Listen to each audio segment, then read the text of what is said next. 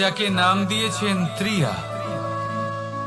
কেন দিয়েছেন, কে দিয়েছেন, কেউ তা জানে না। কথায় আছে পুরুষরা ভাবেন যে ত্রিয়া, ভাবেন একরকম, বলেন অন্য কিছু, আর করেন অন্য কিছু। কিন্তু সত্যিটা কি এটাই? আসল সত্যি হলো এটাই যে ত্রিয়া হলো সেই চরিত্রহীন পুরুষ আর কেউ নয়। সেই পুরুষ যারা নারীকে বলেন যে আপনি হলেন মা, আপনি হলেন দেবী, আপনি হলেন বোন। আর ভাবেন কি? ভাবেন যে এই নারী হলো আমাদের পায়ের ধুলো আর কিচ্ছু নয়। আর কি করেন? ওনাদের মাথায়, ওনাদের খোপায় মালা পরিয়ে দিয়ে ভাবেন যে ওনারা হলেন তাদের পায়ের ধুলোর সমান। একজন নারীর সম্মান ভঙ্গ করেন, তাদের দাসী মনে করেন। ভুলবেন না, যত্র নারী আস্ত পূজ্যন্তে রমন্তে তত্র দেবতা। অর্থাৎ যেখানে নারীকে পুজো করা হয় সেখানে ঈশ্বর বাস করেন, আর যেখানে নারীকে অপমান করা হয় সেখানে ঈশ্বর এবং ভাগ্য এই দুই রুষ্ট হয়। মনে রাখবেন, যদি নারী কল্যাণকারী হতে পারেন তাহলে নারী মহাচণ্ডী রূপও ধারণ করতে পারেন। যদি একজন নারী মাতা হয়ে জন্মদান করতে পারেন তাহলে নারী মৃত্যু হয়ে বিনাশও করতে পারেন। যেখানে নারী অপমানিত হবেন সেখানে মহান ভারতও মহাভারতের পথে অগ্রসর হতে পারে। তাই মনে রাখবেন, নারীর অপমান যেন কখনোই না ঘটে। আর যদি কোথাও নারীর অপমান হয় তার অর্থ হলো আপনার বিনাশ আপনার দিকেই আসছে।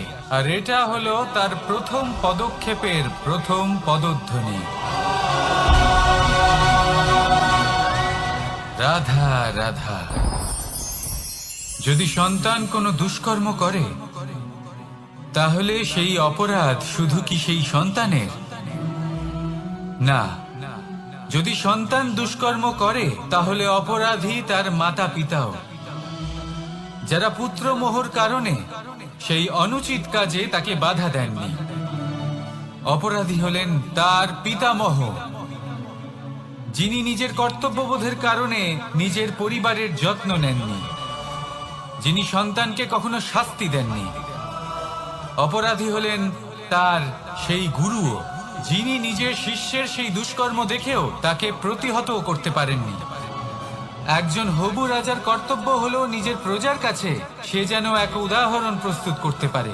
কিন্তু যদি এত অনুচিত উদাহরণ প্রস্তুত হয়ে থাকে তাহলে মা বাবার, বাড়ির বয়োজ্যেষ্ঠদের কর্তব্য হলো ওনারা যেন সেটা সেখানেই থামায়, হয় ভালোবেসে নয়তো শাস্তি দিয়ে। যদি না থামানো হয় তাহলে মহাভারত অবশ্যম্ভাবী। বিজয়, বিজয় লাভের জন্য মানুষ কি না করে থাকে, যে কোনো সম্ভাব্য প্রচেষ্টা করে। কিন্তু নিজের বিজয় লাভের জন্য বাজিতে যা ইচ্ছে তাই রেখে দেওয়া কি উচিত কাজ? কখনোই নয়। নিজের হারানো সম্মান, নিজের হারানো সম্পত্তি, নিজের হারানো অধিকার ফিরে পাওয়ার শুধু একটাই পথ রয়েছে, আর তা হলো পুরুষার্থ, দ্যুতক্রিয়া নয়। যে মানুষ নিজেই হেরে গেছে, নিজেই নিজের জয়লাভ করার জন্য অন্য কাউকে কিভাবে বাজিতে রাখতে পারে? এ হলো সম্পূর্ণরূপে অনুচিত। অনেক সময় অনেক ধন লাভ করার জন্য, অনেক সম্পত্তি লাভ করার জন্য আমরা নিজের আসল ধন, আমাদের আপনজন, তাদেরকে হারিয়ে ফেলতেও প্রস্তুত হয়ে যাই। এটা একেবারেই উচিত নয়। যত বড়ই সংকট আসুক না কেন, আমাদের আপনজনদের আমাদের সাথেই রাখা উচিত। নিজের বিজয়ের জন্য ওনাদের বাজি রাখা ঠিক নয়। এই ভুল কেউ একজন করেছেন, আপনি তা ভুলেও করবেন না। রাধা রাধা। নারী জন্মসূত্রে কারোর কন্যা, ধর্মসূত্রে কারোর পত্নী, আর কর্মসূত্রে কারোর মা। আমাদের মনে এই ছবি আঁকা রয়েছে একজন নারীকে নিয়ে, তাই না? একটা অতুলনীয় ভূমিকা রয়েছে নারীদের আমাদের জীবনে, আর নারী ছাড়া আমরা কিছুই নই। কিন্তু অধিকার, সেখানে আমরা একটা ভুল করে বসি। যখন নারী একজন কন্যা থাকে, যখন সে জন্ম নেয়, তখন তার উপর অধিকার থাকে তার পিতা। আর তারপর যখন বিয়ে হয়ে যায়, তখন তার অস্তিত্বের উপর অধিকার থাকে তার স্বামী। আর যখন তিনি মা হন, তখন নিজেই তিনি জীবনের সমস্ত অধিকার দিয়ে দেন তার সন্তানকে। কিন্তু আমরা কি কখনো এটা ভেবেছি এই জীবন হলো তার নিজের? যে নারী সবার কল্যাণ করছেন, তার জীবনের অধিকারও তার কাছেই থাকা উচিত, তাই না? তার নিজের জীবনের সিদ্ধান্ত সে নিজেই নিতে পারেন, নিজেই নিজের ভাগ্যের রচয়িতা হতে পারেন। আর এর জন্য আমাদের নিজেদের পাল্টাতে হবে, দৃষ্টিভঙ্গি পাল্টাতে হবে। কারণ এই ধারণা সেটা আজ বা কালকের ব্যাপার নয়, এটা ঘটে চলেছে বহু বছর ধরে, আর চলতেই থাকবে যদি আমরা এটা না বদলাই। আর এটা তখনই সম্ভব হবে যখন আমরা নিজেদের মধ্যে পরিবর্তন আনব। তাই আজকের পর থেকে, এই মুহূর্ত থেকে, কোনো নারীর ওপর অকারণ অধিকার স্থাপনের আগে সহস্রবার ভেবে দেখবেন। কারণ যখন নারী নিজের অধিকার কেড়ে নিতে বাধ্য হবেন, তখন শুধু এবং শুধুমাত্র বিনাশই ঘটবে। রাধা রাধা। অনেক ব্যক্তির মনে একটা প্রশ্ন জাগে আমাকে আর রাধাকে নিয়ে। বলেন যে, না আমি আর রাধা একসাথে থাকি, না আমাদের বিয়ে হয়েছে। আমি এখানে দ্বারকাতে, ও ওখানে বর্ষনাতে, তাও এত ভালোবাসা কি করে? এ কেমন সম্পর্ক? আমি তাদের একটা সহজ কথা বলতে চাই। আপনি কখনো আয়নার দিকে দেখেছেন? নিজের দুই চোখের দিকে তাকিয়ে জিজ্ঞাসা করুন, এই দুই চোখ একসাথে কেন বন্ধ হয়? একসাথে কেন খোলে? একসাথে কেন ঘুমোয়? একসাথে কেন কাঁদে? আজীবন কোনো এক মানুষের সাথে সম্পর্ক রাখা অবশ্যই সম্ভব, তাদের সাথে দেখা না করে। আমার আর রাধার ভালোবাসাও কিছুটা এরকমই, আর কিছুটা এরকমই হয় ভালোবাসা দুই নয়নের মতো, যারা কখনোই মিলিত হবে না, কিন্তু চিরকালের জন্য একসাথে জুড়ে থাকবে। এই অনুভূতি নিঃস্বার্থ হয়, আর এই নিঃস্বার্থ ভালোবাসা আপনাকে আনন্দের পথে অগ্রসর করে। জীবনে সবসময় নিঃস্বার্থভাবে ভালোবাসুন, শুধুমাত্র আনন্দই পাবেন। তাহলে আসুন আমার সাথে নিঃস্বার্থভাবে ভালোবেসে বলুন, রাধা রাধা। মানুষ, কোন ব্যক্তির নির্মাণ হয় কিভাবে?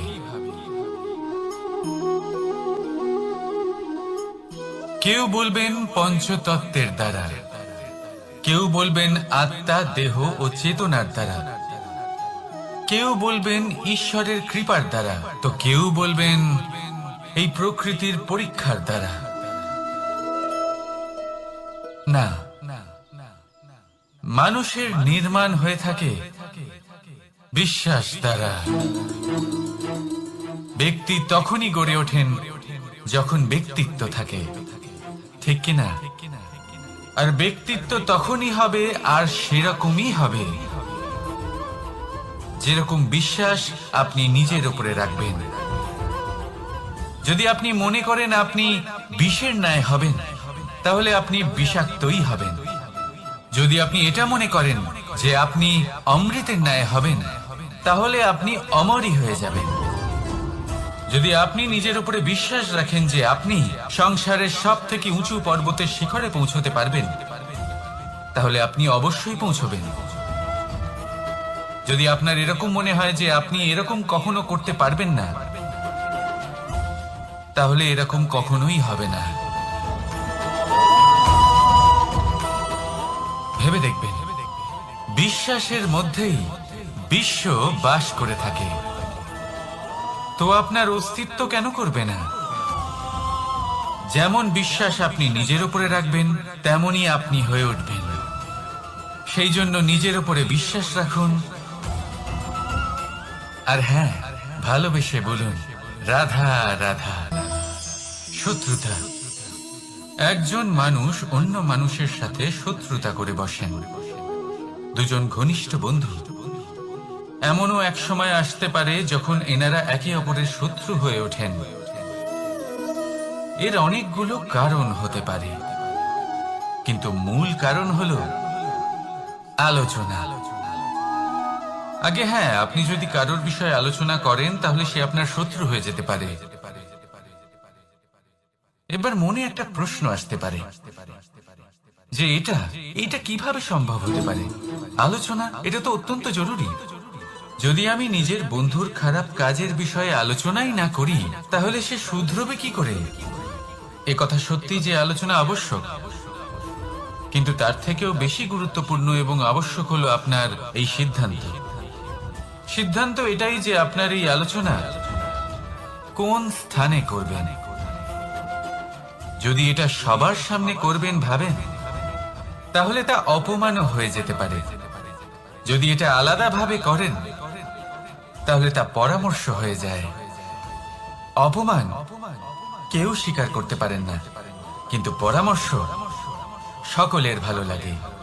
তাহলে যদি আপন কারোর জন্য ভালো কিছু চান, কাউকে শুধরে দিতে চান, আর আপনার মনে হয় আলোচনা আবশ্যক, তাহলে সর্বপ্রথম সময়, পরিস্থিতি আর স্থানের কথা মনে রাখবেন, নয়তো এই আলোচনা আপনাকে খুব ভোগাতে পারে।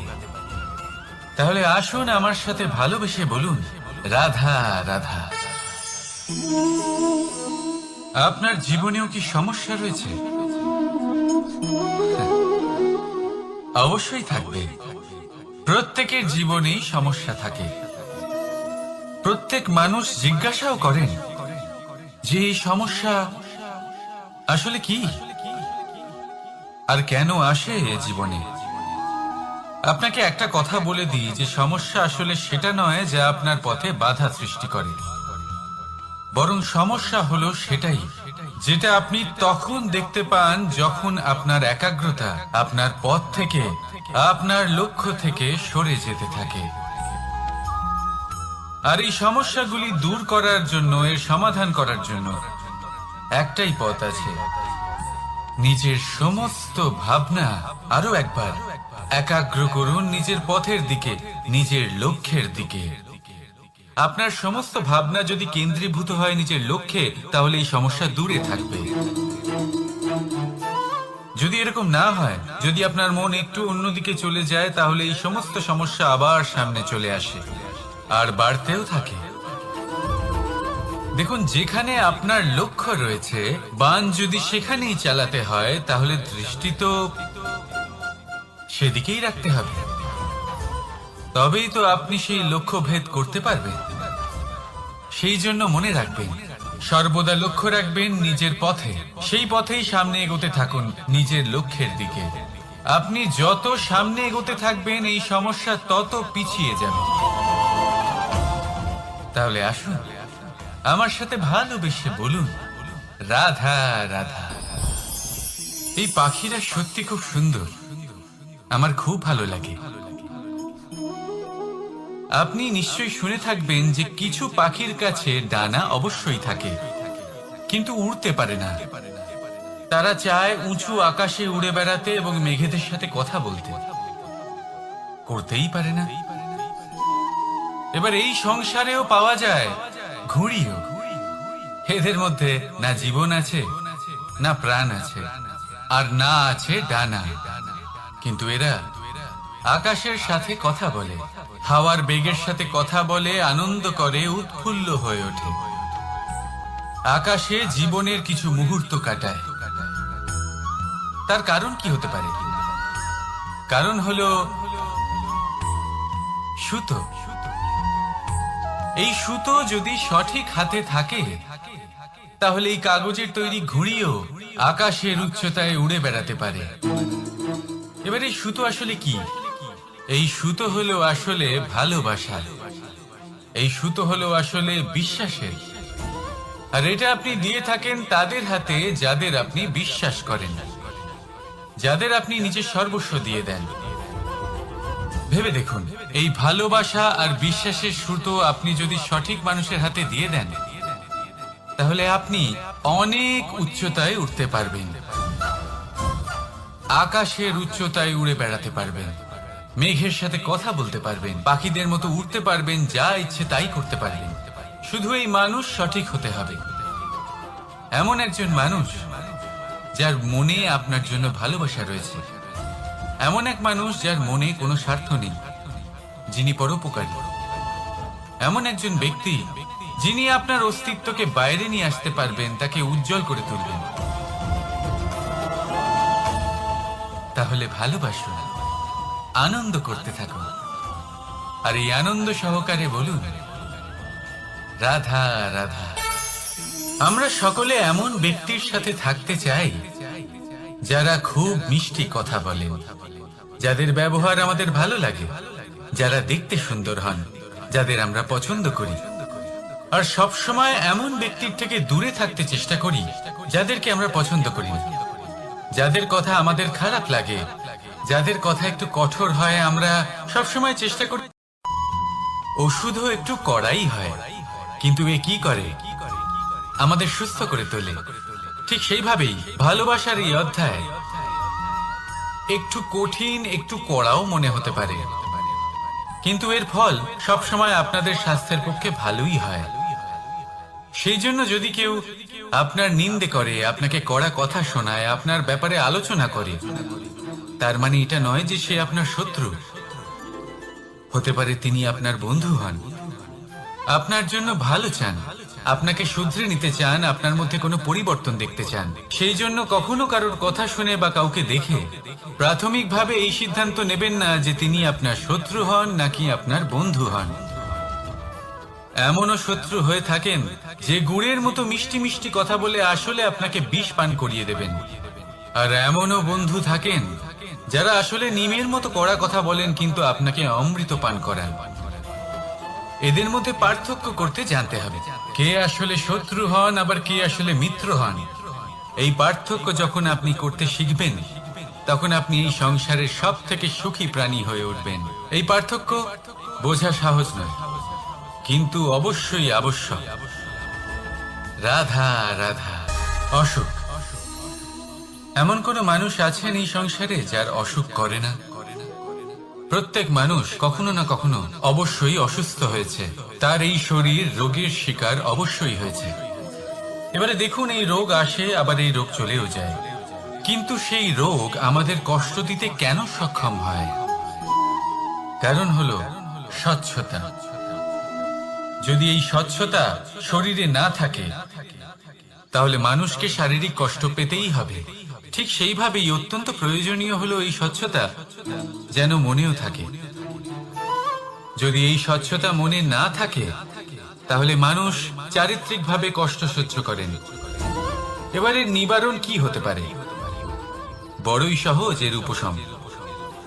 যদি রোগ শরীরে হয়, তাহলে সর্বপ্রথম স্বচ্ছতা বজায় রাখতে শিখুন, এই শরীরকে পরিষ্কার রাখতে শিখুন। বিচক্ষণতার সাথে এই রোগের সম্মুখীন হন, ভয় পাওয়ার কোনো দরকার নেই। ব্যায়াম করতে থাকুন, সব ঠিক হয়ে যাবে। সেইভাবেই যদি এই অসুখ মনে হয়, তাহলে কি করা যায়? সর্বপ্রথম তার আধারের উপরে নজর দিন। আপনার এই আধারই হলো আপনার আহার। যা আপনি আহার করবেন সেরকমই মানুষ হয়ে উঠবেন। সেইভাবেই আপনি যেরকম ভাবেন সেরকমই মানুষ হয়ে উঠবেন। সেই জন্য নিজের ভাবনাকে শুভ করুন, নিজের দৃষ্টিভঙ্গিকে শুভ করে তুলুন, সবকিছু সঠিক হবে। আপনার আমার সবার মধ্যেই এক রাক্ষস বাস করে, তার সম্মুখীন হন, তাকে পরাস্ত করুন। তাহলে এই রোগ সে শরীরেই হোক বা মনের মধ্যে, যদি সঠিক সময় তাকে আটকানো না যায়, তাহলে যে কোনো সময় তা মহামারীর রূপ ধারণ করবে। সেই জন্য সাবধানে থাকুন, সুস্থ থাকুন। তাহলে আসুন আমার সাথে ভালোবেসে বলুন, রাধা রাধা। বাজ পাখিকে পক্ষীরাজ বলা হয়। বাজের আয়ু হলো মোটামুটি 70 বছর। এবার 40 বছর হতে হতেই ওদের পালক লম্বা এবং ভঙ্গুর হয়ে যেতে থাকে, ঠোঁট বেঁকে যায়, ডানা ভারী হয়ে যায়, অর্থাৎ আগের মতো উড়তে পারে না, সেই শক্তি থাকে না। এবার সেই বাজ কি করবে? বাজ সব থেকে কঠিন নির্বাচন করে, নির্বাচন নিজের পুনর্স্থাপনার। সর্বপ্রথম একটা বিশাল পর্বতে যায়, একান্তে নিজের এক বাসস্থান তৈরি করে, আর তারপরে পাথরের সাথে নিজের ঠোঁট বারবার আঘাত করতে করতে সেই ঠোঁট ভেঙে ফেলে। তারপরে সে অপেক্ষা করে সেই ঠোঁট পুনর্নির্মাণ হওয়ার। তারপর সেটাই করে নিজের পালকের সাথে। তারপরে নিজের ডানা থেকে এক এক করে ভারী পালকগুলো ছিঁড়ে ফেলে দেয়। আর তারপর 150 দিনের এই যন্ত্রণা সহ্য করার পরে ও ফিরে পায় নিজের উড়বার অনন্য ক্ষমতা, সেই শক্তি। আর তারপরে ও জীবনের পরবর্তী 30 বছর বাঁচে। কি বুঝলেন আপনি? যদি ইচ্ছে শক্তি থাকে তাহলে একজন দুর্বলও শক্তিশালী হতে পারে। আপনিও এটাই করুন, নিজের অতীতের যন্ত্রণার বোঝাগুলিকে ত্যাগ করুন আর কল্পনার খোলা আকাশে উন্মুক্ত হয়ে উড়ে বেড়ান। নিজের পুনর্স্থাপনা করুন, তবেই সর্বশ্রেষ্ঠ হতে পারবেন। আর মনে রাখবেন, এই ছোট ছোট পদক্ষেপই বড় বড় শিখরে পৌঁছে দিতে পারে। তাহলে আসুন আর আমার সাথে ভালোবেসে বলুন, রাধা রাধা। আপনি কি কখনো জলকে নিজের মুঠোতে ধরে রাখার চেষ্টা করেছেন? চলুন আজ করা যাক।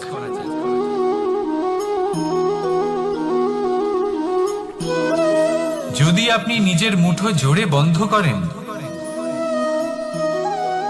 জল ধরে রাখতে পারবেন না। যদি আপনি তাকে এমনি বইতে দেন, তাহলে ও নিজের পথ নিজেই করে নেবে আর আপনার হাতেও থেকে যাবে। আমাদের জীবনও হলো কিছুটা এরকম, জলের মতো। নিজের পথ নিজেই করে নেয় এই জীবন।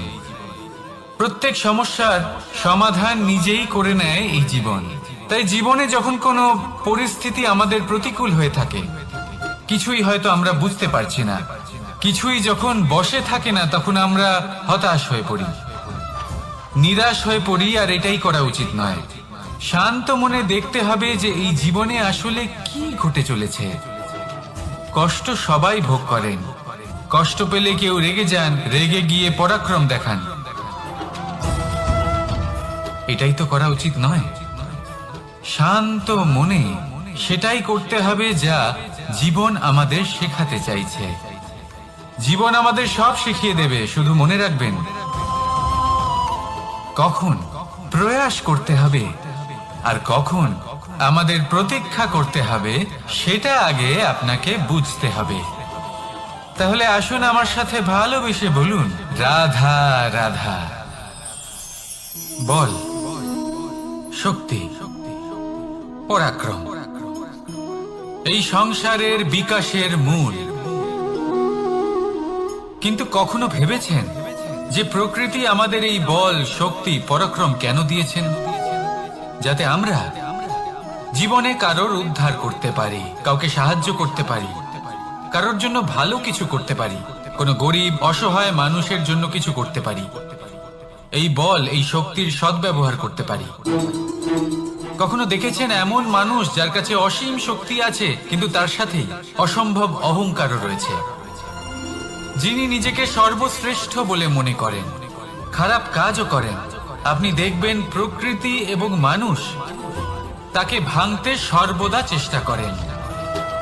মনে রাখবেন, যতই সুবিশাল পর্বত হোক না কেন, তা যদি পথে পড়ে, তাকে ভেঙে পথ প্রশস্ত করা হয়। যদি আপনার কাছে বল থাকে, শক্তি থাকে, পরাক্রম থাকে, তাহলে তার সদ্ব্যবহার করুন। কাউকে সাহায্য করুন, কাউকে রক্ষা করুন। যদি আপনি আপনার শক্তির দুর্ব্যবহার করেন, তাহলে মনে রাখবেন আপনি নিজের বিনাশ নিজেই আমন্ত্রণ করছেন। এবার বল অর্জন করার পরে, শক্তি অর্জন করার পরে, আপনি নিজেকে বিনাশ করতে চান নাকি এই সংসারের উদ্ধার করতে চান? সিদ্ধান্ত আপনার। রাধা রাধা। মানুষ আর ধন, এই দুইয়ের মধ্যে সম্পর্ক খুব ঘনিষ্ঠ। ধন হলো সেই শক্তি যার ব্যবহার মানুষ করে থাকে সাংসারিক বস্তু ক্রয় করার জন্য, নিজের জীবন যাপন করার জন্য। আর মানুষ হলো সেই শক্তি যারা ধনকে গুরুত্বপূর্ণ করে তোলেন। এবার একটা কথা বলি, ব্যবহার করা উচিত ধনকে আর ভালোবাসা উচিত মানুষকে। এটা বেশিরভাগ মানুষই বোঝেন না। মানুষ এখানেই সব থেকে বড় ভুল করে বসেন। তারা ভালোবাসেন ধনকে আর ব্যবহার করেন মানুষকে। এ হলো অনুচিত। দেখুন, আপনি একটা সূচের দ্বারা যুদ্ধ করতে পারবেন না, আর কোনো তলোয়ার দ্বারা বস্ত্র সেলাই করতে পারবেন না, তাই না? কোনটা কিসের জন্য হয় সেটা বোঝা অত্যন্ত জরুরি। আপনিও সঠিক দিকে অগ্রসর হন। মানুষকে ভালোবাসুন আর ধনকে ব্যবহার করুন। যদি আপনি মানুষকে ব্যবহার করেন তাহলে আপনি ভালোবেসে ফেলবেন ধনকে, আর এই ভালোবাসা ধীরে ধীরে পরিণত হবে লোভে, আর ধীরে ধীরে এটা আপনাকে বিনাশ করে দেবে। তাহলে সমস্ত মানুষকে ভালোবাসুন আর এইভাবে ভালোবেসে বলুন, রাধা রাধা। সাফল্য কে না চান? সাফল্য লাভ করার, শিখরে পৌঁছানোর আলাদাই একটা আনন্দ রয়েছে। আর আপনজনদেরও কে না চান? প্রত্যেক মানুষ চান যেন জীবনে তার কোনো আপনজন থাকে, যারা সব সময় তাদের সাথে থাকবে। কারণ আপনজনের সাথেই তো সাফল্যের আনন্দ সব থেকে বেশি পাওয়া যায়। কিন্তু আসলে কি হয়, অনেক সময় সাফল্যের খোঁজে সেই পথে চলতে চলতে আমরা আপনদের থেকে দূরে চলে যাই। না চাইতেও দূরে চলে যেতে হয়, ওনাদের সাথে সময় কাটাতে পারি না। আর আমরা ভুলে যাই যে সাফল্যের আসল আনন্দ আপনজনদের সাথেই পাওয়া যায়। সফল হওয়ার পরে আপনদের সাথে দেখা হলে তাদের চোখে আমাদের জন্য যে আবেগ থাকে, যে সম্মান, যে প্রেম থাকে, সেটাই হলো আসল পুরস্কার। আমরা সেই কথা ভুলে যাই এবং একা হয়ে পড়ি। বেশিরভাগ সময় এটাই হয়। বেশিরভাগ সময় সফল মানুষগুলি একা হয়ে যান। এবার আপনি কি চান? আপনি অসফল হয়ে দিনগুলি একাকিত্বে কাটাতে চান, নাকি সফল হয়ে আপনজনদের সাথে আনন্দে থাকতে চান? সেই সিদ্ধান্ত আপনার। সাফল্যের পেছনে ছুটুন, নিজেকে উজাড় করে দিন, কিন্তু আপনজনদের সঙ্গ ত্যাগ করবেন না। সেই আপনজন যারা আপনার সাফল্যের জন্য দায়ী, সেই আপনজন যিনি আপনার সাফল্যে আনন্দ পান, সুখ লাভ করেন, তাদের কখনো ত্যাগ করবেন না। আসুন আমার সাথে ভালোবেসে বলুন, রাধা রাধা। ভগবান আর ভক্ত যখন একাকার হয়ে যায়, যখন ভক্ত তার ভগবানের প্রতি এবং নিজের জীবনের উদ্দেশ্যের প্রতি সম্পূর্ণরূপে সমর্পিত হয়, তখন জন্ম নেয় ভক্তি। এই সংসারের সমস্ত আশা হয়তো আপনার সঙ্গ ত্যাগ করে দিতে পারে, তখনও ভক্তি সাথে থাকবে। ভক্ত আর ভগবান যখন একাকার হয়ে যায়, তাদের মধ্যে কোনো পার্থক্য থাকে না। তারা এক হয়ে যায়, এক ব্যক্তিত্ব, এক অস্তিত্ব। সেই জন্য কখনো জীবনে যে কোনো রূপেই, যে কোনো প্রকারেই, যে কোনো ঈশ্বরকে মান্য করুন। মনের মধ্যে শ্রদ্ধা ভাব জাগ্রত করুন, মনে ভক্তি ভাব জাগ্রত করুন। এই সমগ্র সংসারে সব কিছু আপনাকে ছেড়ে চলে গেলেও তখনও এই ভক্তি শুধুমাত্র আপনার উত্থান ঘটাবে। তাই মনে ভক্তি জাগ্রত করুন আর আমার সাথে ভালোবেসে বলুন, রাধা রাধা। শব্দই হলো শূন্য, শব্দই হলো আরম্ভ, শব্দই হলো অন্ত, শব্দই হলো অমর, শব্দই হলো ব্রহ্ম। এই শব্দ হলো অত্যন্ত বিশেষ। কেউ কাঁদলে তাকে হাসিয়ে তোলে, কেউ হাসলে তাকে কাঁদিয়ে দেয়। কারোর মনে উদ্দীপনা জাগিয়ে তুলতে পারে, আবার কারোর মনে কাঁটা হয়ে বিঁধে থাকতে পারে। একটা অত্যন্ত গুরুত্বপূর্ণ কথা যা বোঝা অত্যন্ত আবশ্যক। আপনার মন, আপনার হৃদয় যতই শুদ্ধ হোক না কেন, যতই পবিত্র হোক না কেন, আপনার দৃষ্টিভঙ্গি যতই স্পষ্ট হোক না কেন, যদি আপনার কথা পবিত্র না হয়, যদি আপনার শব্দ শুদ্ধ না হয়, তাহলে তা আপনাকে আপনার কর্মফল ভোগ করতে বাধ্য করবেই। একটা সহজ উদাহরণ দিই। আপনার জীবনে এমন কেউ অবশ্যই থাকবেন যাকে আপনি পছন্দ করেন না, যিনি হয়তো অধর্মী মানুষ, যিনি হয়তো দুর্বুদ্ধি সম্পন্ন মানুষ, কিন্তু তার জন্য অপশব্দ প্রয়োগ করলে তার মধ্যে কোনো পরিবর্তন আসবে না, তার মানসিকতা বদলাবে না, শুধু মনে প্রতিশোধ স্পৃহা জেগে উঠবে, মনে হিংসা জাগবে, আর কিচ্ছু নয়। সেই জন্য নিজের শব্দকে নিয়ন্ত্রণ করুন, নিজের কথা সংযত করুন। শ্রেষ্ঠ থেকে শ্রেষ্ঠতর মানুষকেও সাবধানী হতে হয়, কারণ যদি এই শব্দের প্রয়োগ সঠিক না হয় তাহলে আজীবন মানুষকে নির্বাক হয়ে থাকতে হতে পারে। তাহলে নিজের শব্দ নিয়ন্ত্রিত রাখুন, নিজের কথাকে শুভ করুন, এতে প্রেমবোধ জাগিয়ে তুলুন, আর সেই প্রেমবোধ নিয়েই বলুন রাধা রাধা। বরদান এবং অভিশাপ এই দুই হলো একই মুদ্রার দুটি পিঠ। এই বরদান আমরা অনেক কারণে পেতে পারি, কখনো নিজের পরিশ্রমের কারণে, কখনো নিজের তপস্যার কারণে, কখনো আমাদের পূর্বপুরুষদের কর্ম ও তপস্যার কারণে।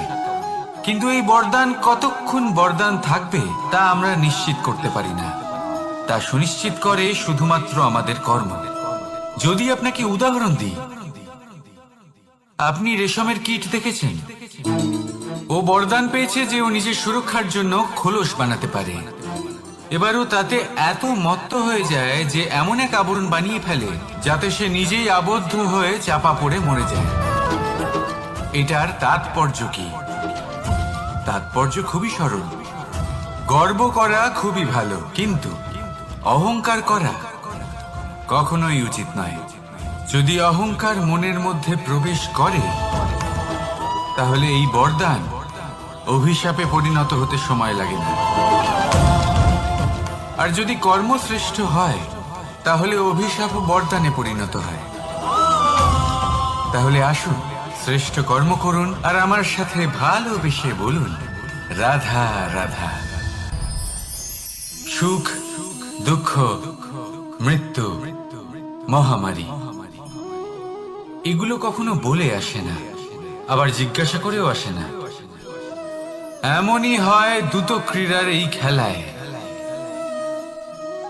এক কারাগারের মতো, একটা মাকড়সার জালের মতো। যেমন একটা মাকড়সার জাল একটা পোকাকে নিজের দিকে আসতে আকর্ষিত করে নিজের চমকের দ্বারা, নিজের গঠন দ্বারা, সেরকমই দ্রুত ক্রীড়ার এই খেলা মানুষকে নিজের দিকে আসতে প্ররোচিত করে। শেষে গিয়ে মানুষ আটকা পড়ে। পার্থক্য শুধু এটাই, যখন এক পোকা এই জালে জড়িয়ে পড়ে তখন সে তার প্রাণ হারায়। মানুষ যখন এই দ্রুত ক্রীড়ায় আকর্ষিত হয় সে নিজের মান, নিজের ধন সব কিছু হারায়, নিজের বিবেক হারিয়ে ফেলে। কিন্তু আপনি আপনার বিবেক কখনোই হারাবেন না। যদি আপনার মনে লোভ চলে আসে আপনি লোভী হয়ে ওঠেন। যদি আপনি দ্রুত ক্রীড়ার এই খেলায় আটকা পড়েন তাহলে মনে রাখবেন এই খেলা থেকে ফিরে আসা প্রায় অসম্ভবই বলা যায়। নিজের বিবেক কখনো হারাতে দেবেন না, কারণ বিনাশ আসার প্রথম লক্ষণ হলো বিবেকের বোধ চলে যাওয়া। এই প্ররোচনায় কখনো পা দেবেন না।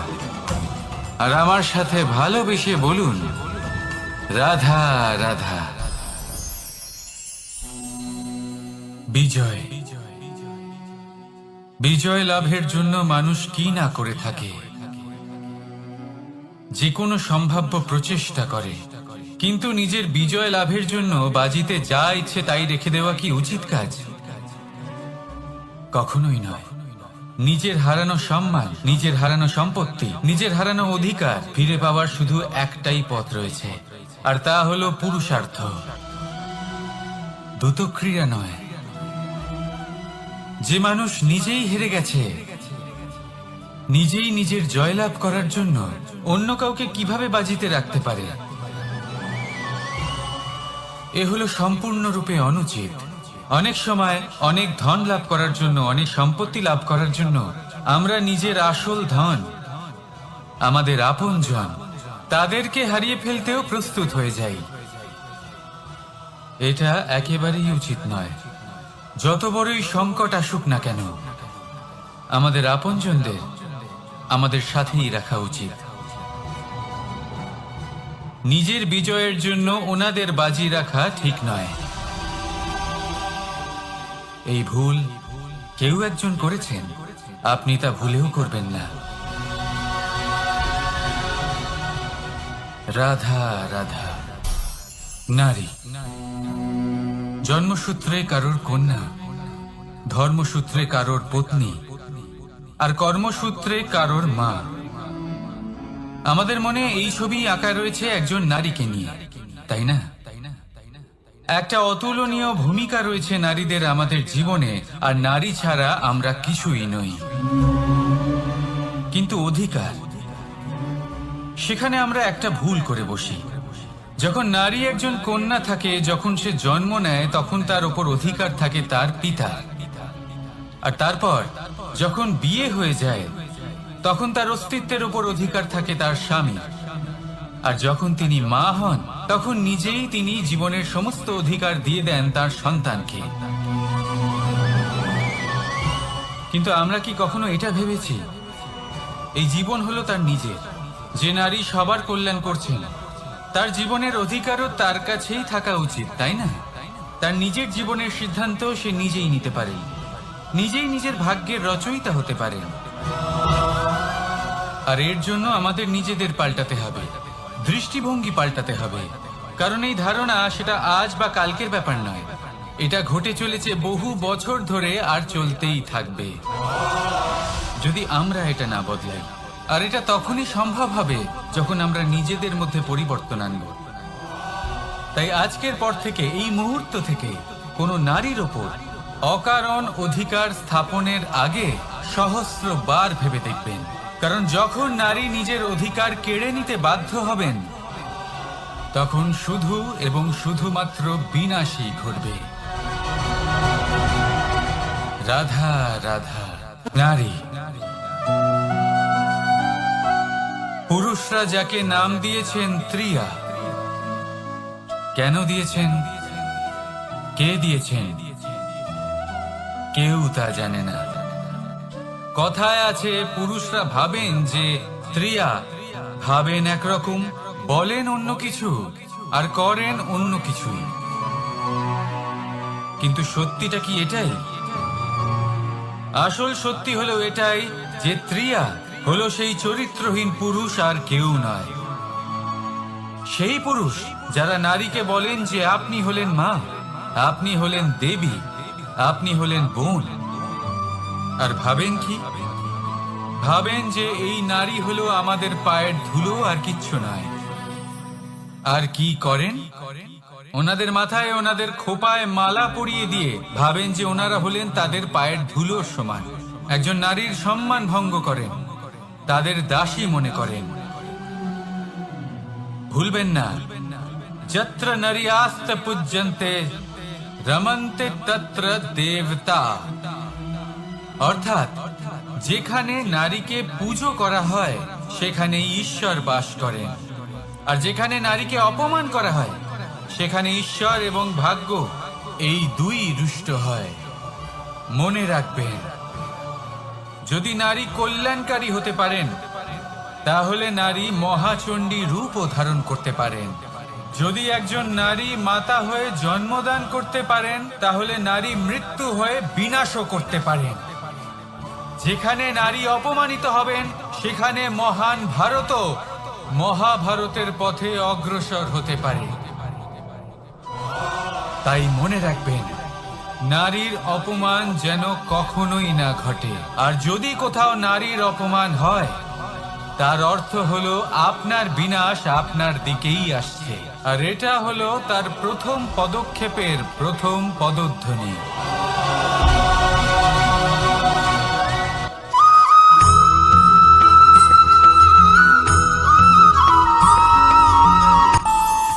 আমাদের মনে যখন কোনো প্রশ্ন ওঠে, কোনো দ্বন্দ্ব জাগে, তখন আমরা যাই আমাদের গুরুর কাছে, আমাদের আরাধ্যের কাছে গিয়ে জিজ্ঞেস করি। এইভাবেই একদিন আমি পৌঁছলাম আমার আরাধ্যের কাছে, আমার মহাদেবের কাছে। আর ওনাকে প্রশ্ন করলাম যে মহাদেব, জীবনে আনন্দ পাওয়ার, উৎসব পালনের, প্রেম ভাগ করে নেবার জীবনকে উপভোগ করে নেওয়ার সর্বশ্রেষ্ঠ সময় কোনটা? মহাদেব হাসলেন আর উনি বললেন, জীবনে উৎসব পালনের সবথেকে শ্রেষ্ঠ দিন হলো মৃত্যুর ঠিক আগের দিনটা। প্রেম ভাগ করে নেওয়ার সবথেকে শ্রেষ্ঠ মুহূর্ত হলো মৃত্যুর ঠিক আগের মুহূর্ত। জীবনকে উপভোগ করে নেওয়ার সর্বশ্রেষ্ঠ প্রহর হলো মৃত্যুর এক প্রহর পূর্বে। তখন আমি চমকে গেলাম। আমি বললাম, কিন্তু মহাদেব, মৃত্যু তো অনিশ্চিত, আমরা জানিও না কবে আমাদের মৃত্যু হবে। মহাদেব আবার হাসলেন। উনি বললেন যে যদি আমরা এভাবে জীবন কাটাই যে আমরা জীবনের প্রত্যেক দিন, প্রত্যেক মুহূর্ত, প্রত্যেক প্রহর শেষ বলে মনে করি, তাহলে আমাদের সমস্ত জীবন আনন্দের সাথেই অতিবাহিত হবে। কি বলেন?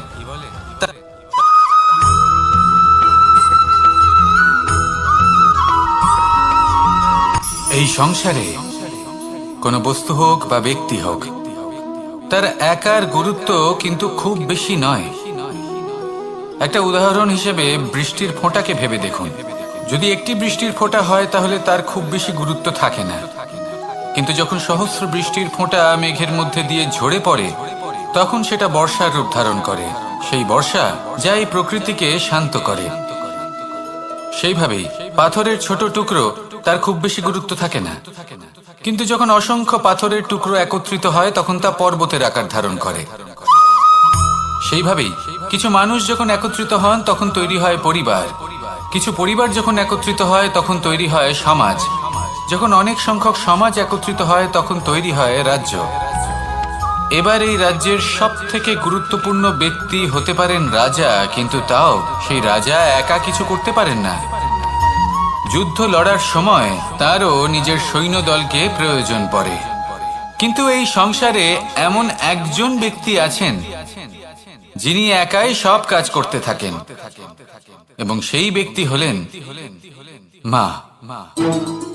আমাদের জীবনে একজন পিতার ভূমিকা কিন্তু নিঃসন্দেহে অমূল্য, কিন্তু আমাদের সকলের জীবনে যে ভূমিকা একজন মায়ের তা অন্য কারোর থাকে না।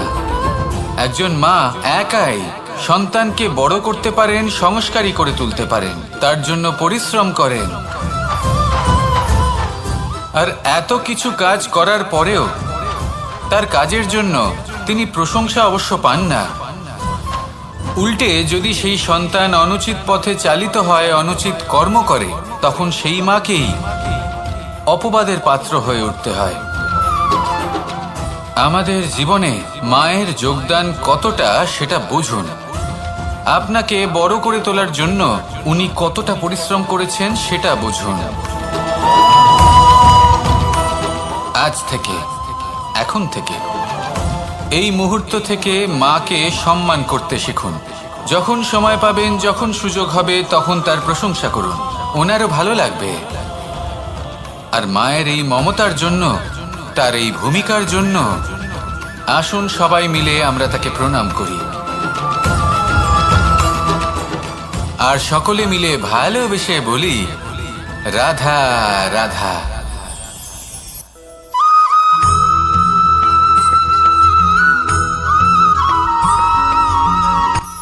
এই সংসারে সাফল্য লাভ করার জন্য জ্ঞানের প্রয়োজন হয়, পরিশ্রমের প্রয়োজন হয়, দৃঢ় নিষ্ঠার প্রয়োজন হয়, নিরন্তর চেষ্টা করা প্রয়োজনীয়। কিন্তু আরো কিছু আছে যা অত্যন্ত প্রয়োজনীয় এবং গুরুত্বপূর্ণ। তা হলো ভালো বন্ধু। তাদের থাকা অত্যন্ত প্রয়োজনীয়। যদি ভালো বন্ধু থাকে তাহলে সময় এলে তারা ঢাল হয়ে আপনাকে সুরক্ষা করবেন। সময় এলে অস্ত্রের মতো শত্রুকে সংহারও করবেন। যদি তিনি জ্ঞানী হন, তাদের মধ্যে সদ্গুণ থাকে, তাহলে এই সব গুণ আপনার মধ্যেও প্রবেশ করবে। তাহলে সাফল্যের জন্য ভালো বন্ধু পাওয়া অত্যন্ত প্রয়োজনীয়। কিন্তু শুধু বন্ধু কেন, ভালো শত্রুও থাকা প্রয়োজনীয়। এবার আপনি ভাববেন, আমি কি বললাম? যদি আপনার জীবনেও ভালো অর্থাৎ শক্তিশালী শত্রু থাকে, তাহলে আপনিও শক্তিশালী হতে থাকবেন। এই শত্রু আপনাকে প্রেরিত করবে আরো বেশি শক্তিশালী হয়ে ওঠার। কখনো কোনো হরিণকে দেখুন, তীব্র গতিতে দৌড়তে থাকে, কেন তীব্র গতিতে দৌড়য়? এই কারণে নয় যে কোথাও তার জন্য মধুর ঘাস অপেক্ষা করে রয়েছে, না, সে এই কারণে তীব্র গতিতে দৌড়য় কারণ সেটা না করলে তার পেছনে একটি সিংহ আছে যে ওকে নিজের ভোজন করে ফেলবে। তাই জীবনে বিপদ, সংকট, এই সবকিছুও হলো অত্যন্ত গুরুত্বপূর্ণ। তার সম্মুখীন হতে শিখুন আর আমার সাথে ভালোবেসে বলুন, রাধা রাধা।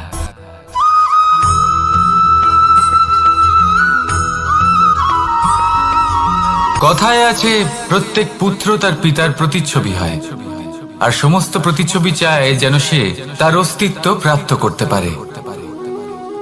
পুত্র চায় সে যেন তার পিতার মতো হয়, বা কখনো কখনো তার থেকেও শ্রেষ্ঠ হয়। সেটা কোনো অনুচিত ব্যাপার নয়। অনুচিত তখন হয় যখন পুত্র নিজের পিতার মতো হবার স্বপ্ন পূরণ করতে গিয়ে বা তার থেকেও শ্রেষ্ঠ হওয়ার স্বপ্ন পূরণে অনুচিত পথের আশ্রয় নেয়। কারণ তারপরে সে তার পিতার গুণগুলি আত্মসাৎ করতে চায় না। সে শুধুই এটা চায় যে সংসারের চোখে যেন আমি শ্রেষ্ঠ প্রমাণিত হই। এটা অনুচিত।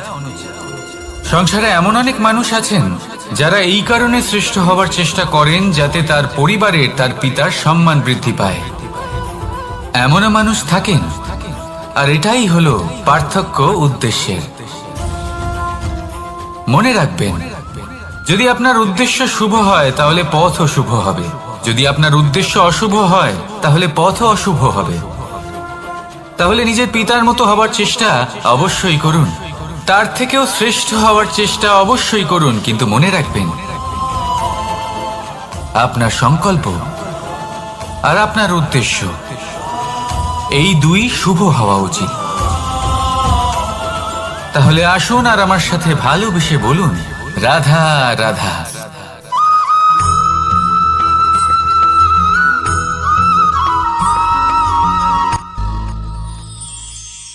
শিশিরের বিন্দু পাতার ওপর পড়ে আর তার গায়ে লেগে থাকে। পাতা তাকে শুষে নিতে পারে না, আর শেষ পর্যন্ত সে ঝরে পড়ে যায়। অন্যদিকে রয়েছে মেঘ এবং চাতক। এদের মধ্যে অনেক দূরত্ব থাকে। মেঘ থাকে আকাশে আর চাতক থাকে ধরিত্রীতে। কিন্তু যখন এই মেঘ থেকে বৃষ্টি ঝরে পড়ে, এই চাতক কিন্তু সেই জলই পান করে, নয়তো সে তৃষ্ণার্ত থেকে যায়। এবার অন্যদিকে দেখলাম শিশির বিন্দু আর পাতার এই সম্পর্ক। এরা খুব কাছাকাছি থাকে, ঘনিষ্ঠও থাকে। অন্যদিকে রয়েছে মেঘ এবং চাতকের সম্পর্ক, যাদের মধ্যে অনেক দূরত্ব থাকা সত্ত্বেও তারা খুব ঘনিষ্ঠ, তাই না? এই সারমর্ম খুব সরল। এই নৈকট্য, এই দূরত্ব, তা আপনার সম্পর্কে প্রভাব কিছুতেই ফেলতে পারে না। এই নৈকট্য, এই দূরত্ব, এইসব হলো শুধুমাত্র মনের ব্যাপার। কখনো আপনি অনুভব করেছেন আপনি কারোর থেকে অনেক অনেক দূরে আছেন, অনেক দূরে আছেন, তাও সেই ব্যক্তির প্রতি আপনি টান অনুভব করেন। সেখানে আপনি কারোর সাথে প্রত্যেক দিন অতিবাহিত করেন, সমস্ত জীবন অতিবাহিত করেন, সব থেকে বেশি সময় তার সাথে অতিবাহিত করেন, তাও তার প্রতি সেই টান অনুভব করেন না। এই সংকেত হলো মনের দূরত্বের। তাহলে মনের এই দূরত্ব দূর করুন আর আমার সাথে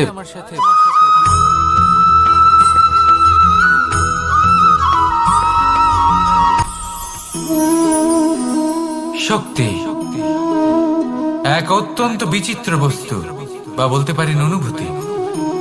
পিতা সবসময় চান যেন তিনি তার শক্তি পুত্রকে। আসুন আপনাকে সহজে বোঝাই। যদি আপনি সুপাত্র হন আর আপনাকে শক্তি দেওয়া হয়, তাহলে আপনি সেই শক্তির গুরুত্ব বুঝবেন, কোথায় সেই শক্তি প্রয়োগ করা উচিত সেটা বুঝবেন। আর এটা যেহেতু অর্জন করা শক্তি হবে, সেই শক্তির অপব্যবহার হবে না। কিন্তু যদি এই আপনি কুপাত্র হন আর যদি আপনাকে এই শক্তি দেওয়া হয়, তাহলে কি হবে? দেখতে গেলে এই শক্তি আপনি দান হিসেবে পেয়েছেন, তাই না আপনি এই শক্তির গুরুত্ব বুঝবেন আর না এর প্রয়োগ আপনি জানবেন। তার অপব্যবহার হওয়া সুনিশ্চিত। তাই যদি আপনি কোনো শক্তি অর্জন করতে চান, তাহলে আগে তার যোগ্য হয়ে উঠুন। পুত্র নয়, পাত্র হয়ে উঠুন। আর আমার সাথে ভালোবেসে বলুন, রাধা রাধা।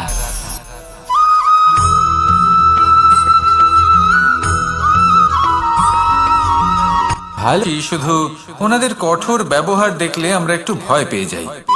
এবার ওনাদের এই কঠোর ব্যবহার আমাদের ভালো না লাগলেও অত্যন্ত আবশ্যক, কারণ মাতার থেকে আমরা যে শক্তি লাভ করি তা যেন নিয়ন্ত্রণ হারিয়ে বিধ্বংসী না হয়ে ওঠে, আমরা যেন কোনো কুপথে না চলে যাই, আমরা কখনো যেন দোষ না করে ফেলি। শুধু সেই জন্য পিতা এবং গুরু একটু কঠোর হয়ে ওঠেন, এবং ওনাদের এই কঠোর আচরণ ভবিষ্যতে গিয়ে আমরা অবশ্যই বুঝতে পারি। জীবনে কিছু বছর আমরা এগিয়ে যাই আর তারপর আমরা বুঝতে পারি যে বাবা এবং গুরু আমাদের যথেষ্ট ভালোবাসতেন, কিন্তু ওনাদের ভালোবাসার বহিঃপ্রকাশ আলাদা। প্রয়োজনীয় হলো এটা দেখার, এটা বোঝার যে শুরু থেকে আমাদের প্রতি ওনাদের আচরণ কেমন ছিল।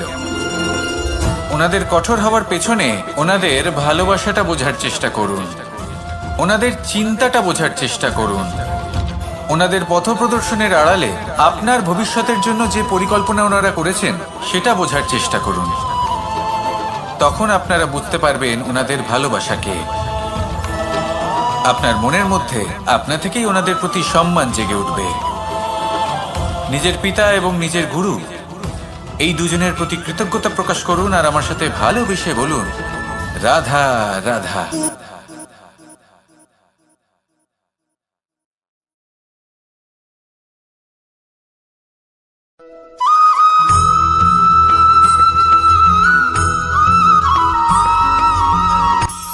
কখনো কোনো বাগানের কোনো বৃক্ষকে দেখেছেন যেখানে সুগন্ধি ফুল থাকে, রসালো ফল থাকে?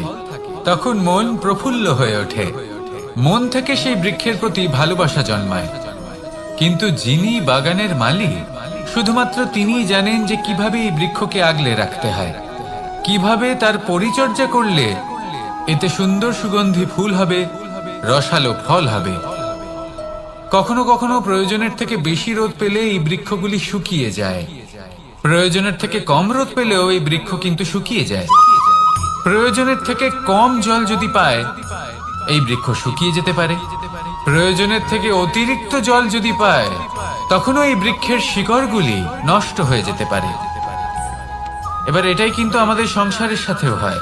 আমাদের সংসারের সকল প্রতিভাশালী ব্যক্তি, যেমন লেখক, বিচারক, প্রবক্তা, যোদ্ধা, এদের সবার ক্ষেত্রে এই কথাটাই প্রযোজ্য। যদি বেশি প্রশংসা করা হয় তাহলেও এরা হারিয়ে যাবেন, প্রয়োজনের থেকে বেশি যদি নিন্দা করা হয় তখনও তারা নত হয়ে পড়বেন।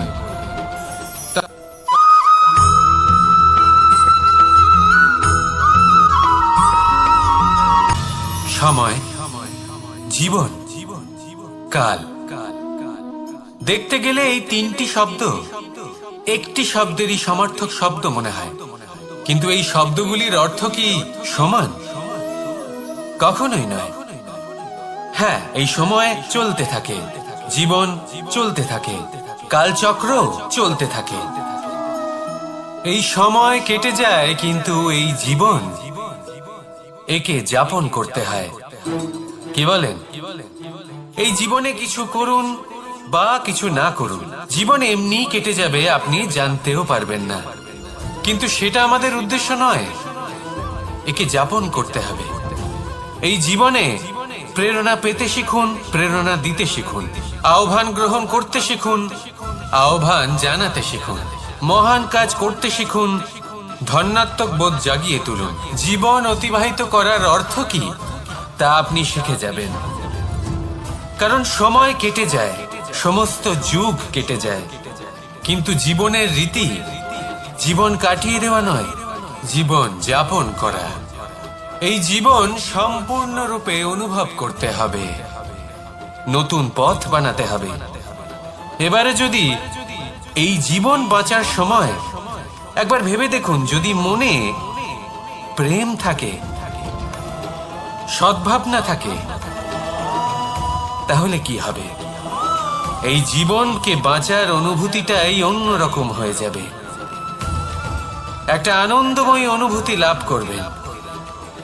তাহলে এটাই করুন আর আমার সাথে ভালোবেসে বলুন, রাধা রাধা।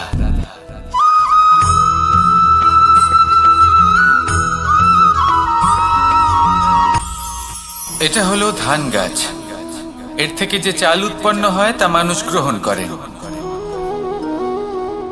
আর এটা কি? এ হলো জংলি ঘাস। একবার ভেবে দেখুন, যদি এই জংলি ঘাস ধান গাছের আশেপাশে থাকে তাহলে কি হবে? ধান উৎপন্ন হতে পারবে? তা উৎকৃষ্ট হতে পারবে? আমরা কি তা গ্রহণ করতে পারবো? কখনোই নয়। এই জংলি ঘাস ধানকে নষ্ট করে দেবে, কিন্তু নিজে জীবিত থাকবে।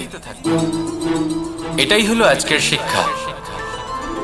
এই সংসারে যদি আপনি নীতির পথে চলতে চান, উচিত কর্ম করতে চান, সংসারকে সেবা করতে চান, তাহলে জংলি ঘাসের মতো ব্যক্তিদের থেকে সবসময় দূরে থাকতে হবে। সেই ব্যক্তি যারা দুর্নীতি এবং মিথ্যা দ্বারা পরিপূর্ণ, যাদের ব্যবহার অশুভ, যাদের অনেক অশুভ গুণ রয়েছে, তারা সঠিক নয়। সেই সকল ব্যক্তি যাদের চরিত্র অত্যন্ত দুষ্ট হয়, তারা হয় শুভ চরিত্রের ব্যক্তিকে একদম নষ্ট করে দেয়, নয় নিজের মতো বানিয়ে তোলে। তাই যদি আপনি নীতির পথে চলতে চান, এই সংসারের জন্য শুভ কর্ম করতে চান, তাহলে সেই সঙ্গ লাভ করুন যে সঙ্গ জ্ঞানে পরিপূর্ণ, যাদের মধ্যে অনেক গুণ আছে, যাদের থেকে প্রতিদিন কিছু শিখতে পারবেন। এমন ব্যক্তির সাথে জীবন অতিবাহিত করুন। দুরাচারীদের থেকে দূরে থাকুন। তবেই এই মন প্রসন্ন হয়ে বলবে, রাধা রাধা।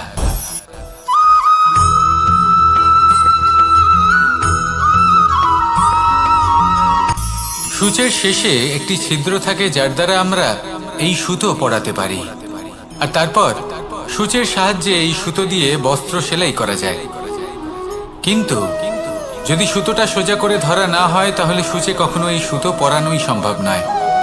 যদি এতে কোনো গিঁট পড়ে, তখন তা কখনোই এই ছিদ্র দ্বারা প্রবেশ করা সম্ভব নয়। ঠিক এইভাবেই যদি আপনি কারোর জীবনে প্রবেশ করতে চান, কারোর অন্তরে প্রবেশ করতে চান, তাহলে আপনাকেও সহজ থাকতে হবে। এতে কোনো গিঁট থাকলে চলবে না, অর্থাৎ মনে যাতে কোনো মালিন্য না থাকে, যেন কোনো কুচিন্তা না থাকে। যদি এসব থাকে, তাহলে আপনি কখনো কারোর জীবনে প্রবেশ করতে পারবেন না। আর যদি কোনোভাবে আপনি প্রবেশ করেও যান, তাহলে তার মনে ঘর করতে পারবেন না। নিজেকে এই সুতোর মতন করে তুলুন, সহজ। মনে যেন কোনো কুচিন্তা না থাকে, সবার প্রতি যেন সদ্ভাবনা থাকে, শুভ চিন্তা থাকে। এমনটা করতে থাকুন। এমন একটা দিন আসবে যেদিন এই সমস্ত সংসারের ব্যক্তির মনে আপনি বাস করবেন। আর তখন এই মন প্রসন্ন হয়ে বলবে, রাধা রাধা।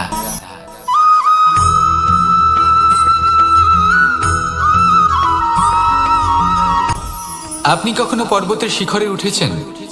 আপনি দেখতে পাবেন পর্বতের পদতলে প্রচুর সুন্দর ফুল রয়েছে, সবুজ বনানী রয়েছে। যত আপনি ওপরে উঠতে থাকবেন, তত ফুল কমতে থাকবে, সবুজ বনানী কমতে থাকবে। আরো কিছুটা ওপরে উঠলে কাঁটা জাতীয় গাছ দেখতে পাবেন, শুকনো গাছ দেখতে পাবেন। আরো যদি ওপরে ওঠেন, তাহলে পাষাণ দেখতে পাবেন।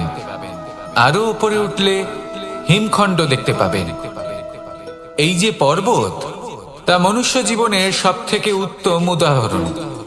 মানুষ যখন সাফল্যের শিখরে পৌঁছতে চান, মহানুভবতার শিখরে পৌঁছতে চান, পথে যত আস্তে আস্তে উপরে উঠতে থাকেন, ততই ভৌতিক বস্তু তার থেকে বিচ্ছিন্ন হতে থাকে। যদি তিনি সেই ভৌতিক বস্তুগুলি ত্যাগ না করতে পারেন, তাহলে কখনোই সেই স্থানে পৌঁছতে পারবেন না। আর মানুষ যদি উচিত ত্যাগ করতে পারেন, পথে অগ্রসর হতে থাকেন, এগোতে থাকেন, তাহলে একদিন না একদিন তিনি মহানুভবতার, জ্ঞানের, সাফল্যের হিমের স্বাদ অবশ্যই লাভ করবেন। মনে রাখবেন, মানব জীবনে ত্যাগ হলো অত্যন্ত গুরুত্বপূর্ণ অংশ। আসুন আমার সাথে ভালোবেসে বলুন, রাধা রাধা।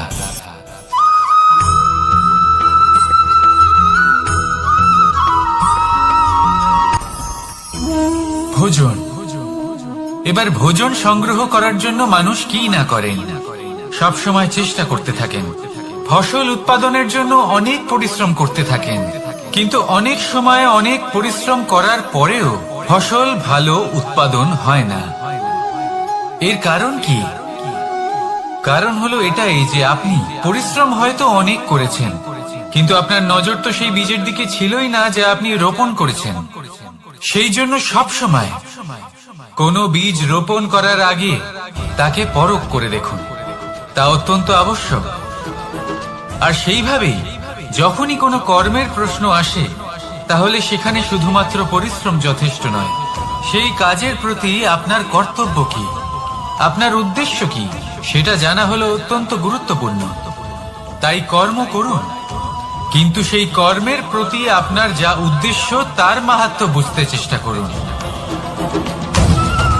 তাহলে আসুন আমার সাথে ভালোবেসে বলুন, রাধা রাধা।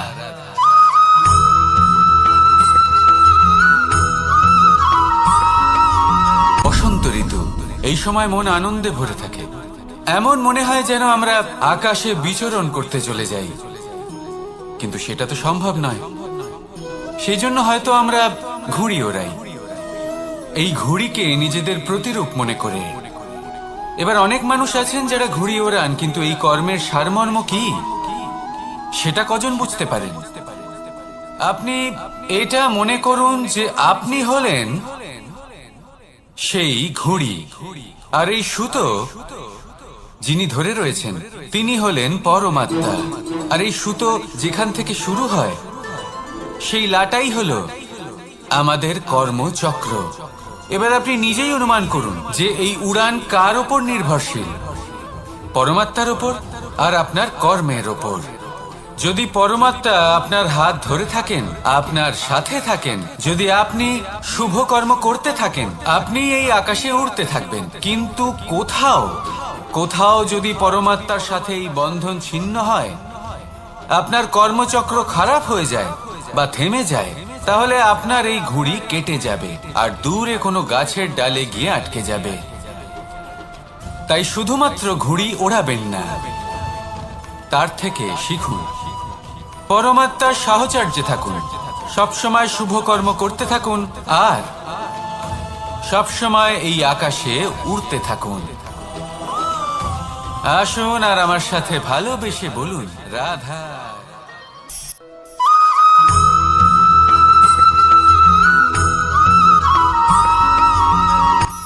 এই সংসারে সাফল্য লাভ করার জন্য জ্ঞানের প্রয়োজন হয়, পরিশ্রমের প্রয়োজন হয়, দৃঢ় নিষ্ঠার প্রয়োজন হয়, নিরন্তর চেষ্টা করা প্রয়োজনীয়। কিন্তু আরো কিছু আছে যা অত্যন্ত প্রয়োজনীয় এবং গুরুত্বপূর্ণ। তা হলো ভালো বন্ধু। তাদের থাকা অত্যন্ত প্রয়োজনীয়। যদি ভালো বন্ধু থাকে, তাহলে সময় এলে তারা ঢাল হয়ে আপনাকে সুরক্ষা করবেন।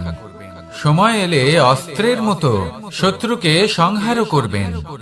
যদি তিনি জ্ঞানী হন, তাদের মধ্যে সদ্গুণ থাকে, তাহলে এই সব গুণ আপনার মধ্যেও প্রবেশ করবে। তাহলে সাফল্যের জন্য ভালো বন্ধু পাওয়া অত্যন্ত প্রয়োজনীয়। কিন্তু শুধু বন্ধু কেন, ভালো শত্রুও থাকা প্রয়োজনীয়। এবার আপনি ভাববেন, আমি কি বললাম? যদি আপনার জীবনেও ভালো অর্থাৎ শক্তিশালী শত্রু থাকে, তাহলে আপনিও শক্তিশালী হতে থাকবেন। এই শত্রু আপনাকে প্রেরিত করবে আরো বেশি শক্তিশালী হয়ে ওঠার। কখনো কোনো হরিণকে দেখুন, তীব্র গতিতে দৌড়তে থাকে। কেন তীব্র গতিতে দৌড়য়? এই কারণে নয় যে কোথাও তার জন্য মধুর ঘাস অপেক্ষা করে রয়েছে, না। সে এই কারণে তীব্র গতিতে দৌড়য় কারণ সেটা না করলে তার পেছনে একটি সিংহ আছে যে ওকে নিজের ভোজন করে ফেলবে। তাই জীবনে বিপদ, সংকট, এই সবকিছুও হলো অত্যন্ত গুরুত্বপূর্ণ। তার সম্মুখীন হতে শিখুন আর আমার সাথে ভালোবেসে বলুন, রাধা রাধা।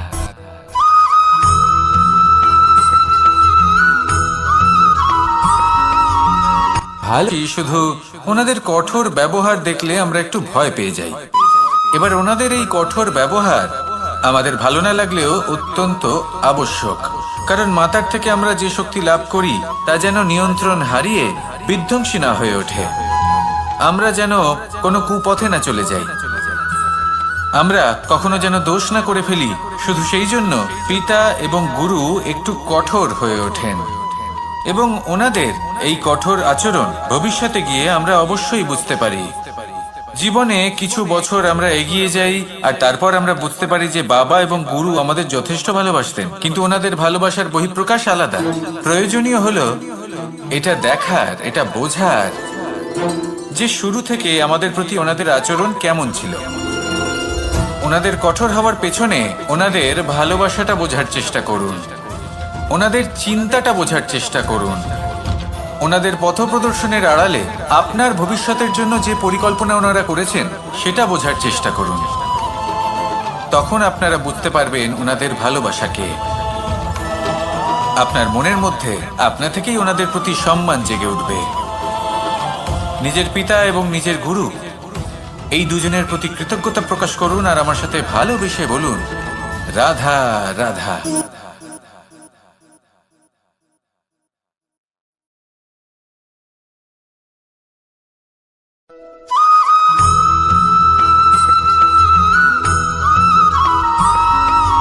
কথায় আছে, প্রত্যেক পুত্র তার পিতার প্রতিচ্ছবি হয়, আর সমস্ত প্রতিচ্ছবি চায় যেন সে তার অস্তিত্ব প্রাপ্ত করতে পারে। পুত্র চায় সে যেন তার পিতার মতো হয়, বা কখনো কখনো তার থেকেও শ্রেষ্ঠ হয়। সেটা কোনো অনুচিত ব্যাপার নয়। অনুচিত তখন হয় যখন পুত্র নিজের পিতার মতো হবার স্বপ্ন পূরণ করতে গিয়ে বা তার থেকেও শ্রেষ্ঠ হওয়ার স্বপ্ন পূরণে অনুচিত পথের আশ্রয় নেয়। কারণ তারপরে সে তার পিতার গুণগুলি আত্মসাৎ করতে চায় না। সে শুধুই এটা চায় যে সংসারের চোখে যেন আমি শ্রেষ্ঠ প্রমাণিত হই। এটা অনুচিত। সংসারে এমন অনেক মানুষ আছেন যারা এই কারণে শ্রেষ্ঠ হওয়ার চেষ্টা করেন যাতে তার পরিবারের তার পিতার সম্মান বৃদ্ধি পায়। এমনও মানুষ থাকেন, আর এটাই হলো পার্থক্য উদ্দেশ্যের। মনে রাখবেন, যদি আপনার উদ্দেশ্য শুভ হয় তাহলে পথও শুভ হবে, যদি আপনার উদ্দেশ্য অশুভ হয় তাহলে পথও অশুভ হবে। তাহলে নিজের পিতার মতো হবার চেষ্টা অবশ্যই করুন, তার থেকেও শ্রেষ্ঠ হওয়ার চেষ্টা অবশ্যই করুন, কিন্তু মনে রাখবেন আপনার সংকল্প আর আপনার উদ্দেশ্য এই দুই শুভ হওয়া উচিত। তাহলে আসুন আর আমার সাথে ভালোবেসে বলুন, রাধা রাধা।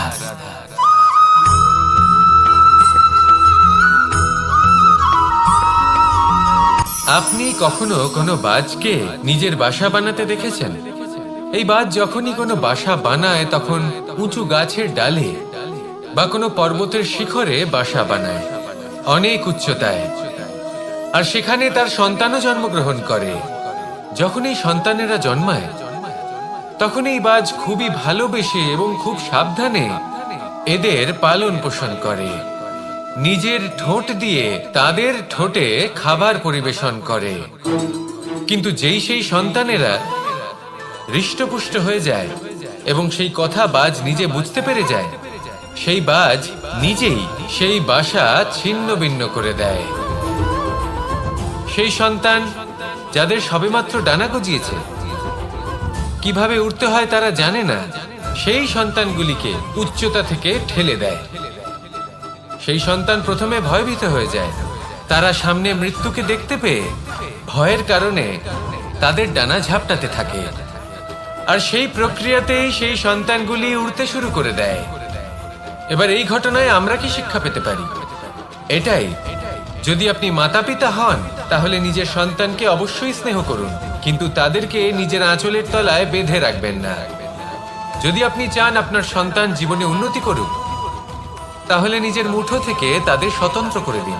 এই সংসারে সংঘর্ষ করতে দিন। সেই সন্তান নিজেই বুঝতে পারবে যে জন্মের সময় পাওয়া ডানা কি করে ব্যবহার করতে হয়। আর আপনার চোখের সামনে আপনার সন্তান এই আকাশে উড়তে থাকবে। তাহলে আসুন আমার সাথে ভালোবেসে বলুন, রাধা রাধা।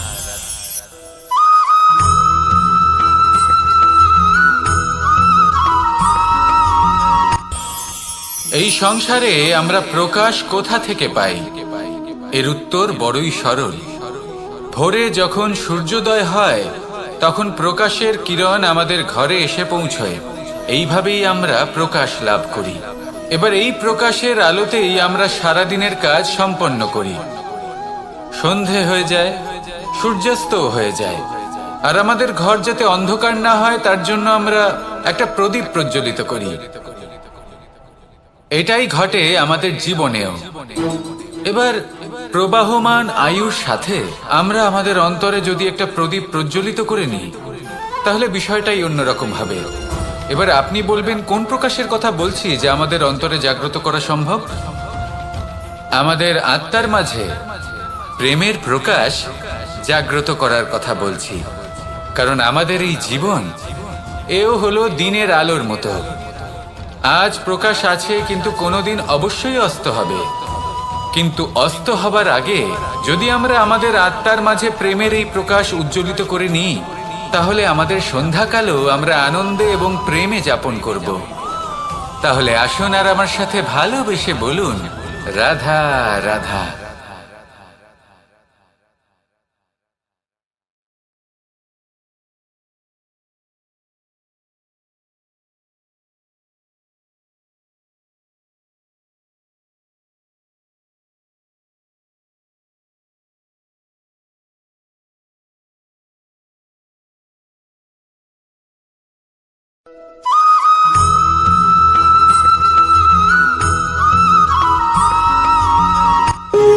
যখন মানুষের মৃত্যু হয় তখন কি হয়?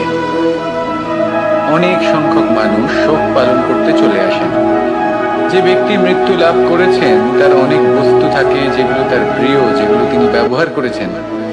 তার শয্যা, তার বস্ত্র, তার আভূষণ সবকিছু তার থেকে বিচ্ছিন্ন করা হয় এবং খালি হাতে তাকে শ্মশানের উদ্দেশ্যে রওনা করা হয়।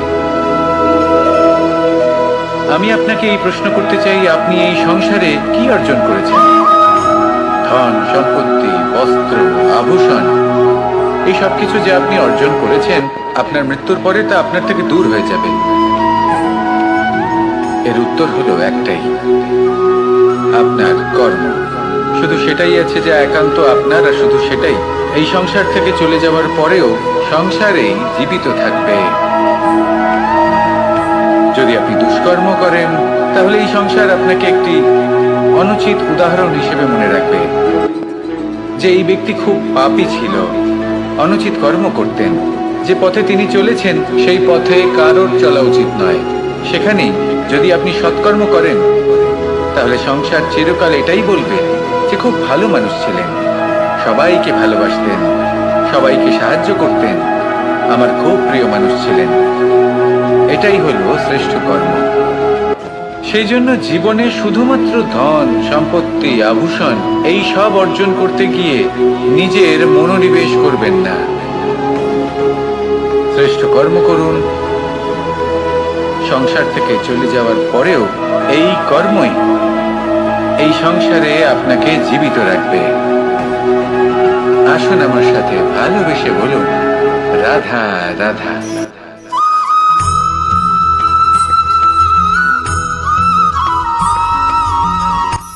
এই সংসারে সাফল্য লাভ করার জন্য জ্ঞানের প্রয়োজন হয়, পরিশ্রমের প্রয়োজন হয়, দৃঢ় নিষ্ঠার প্রয়োজন হয়, নিরন্তর চেষ্টা করা প্রয়োজনীয়। কিন্তু আরো কিছু আছে যা অত্যন্ত প্রয়োজনীয় এবং গুরুত্বপূর্ণ। তা হলো ভালো বন্ধু।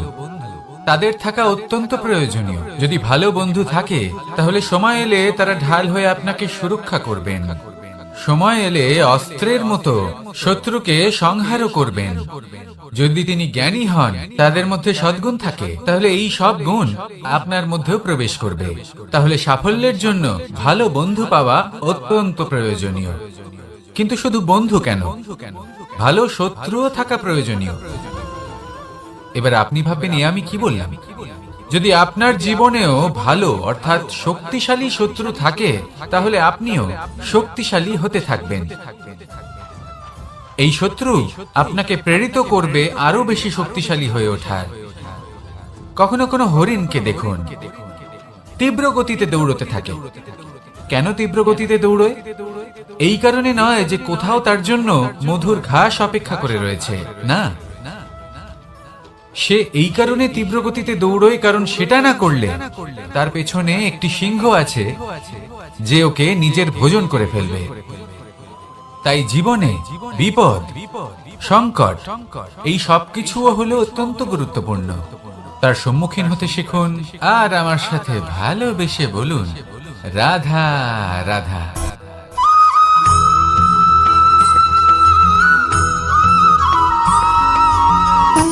সুখ, দুঃখ এবং শক্তি, এই তিন হলো এই সংসারের ত্রিদেবের মতো। আমাদের জীবনে যা কিছু ঘটছে এই তিনটির ভিত্তির উপরেই হচ্ছে। আসলে এই সংসারের একটা নিয়ম আছে, যখনই আপনি কিছু লাভ করেন এই সংসার আপনার পরীক্ষা নেয়। এটা জানার জন্য আপনার পরীক্ষা নেয় যে আপনি যা কিছুই লাভ করেছেন আপনি কি আদৌ সেটার যোগ্য কিনা। ঠিক সেইভাবেই এই সুখ, দুঃখ এবং শক্তি আপনার পরীক্ষা নিয়ে থাকে।